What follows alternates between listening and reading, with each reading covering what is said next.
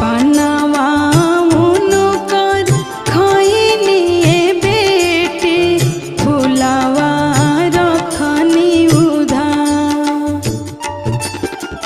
तुहरे करने बलुहरनी बेटी सा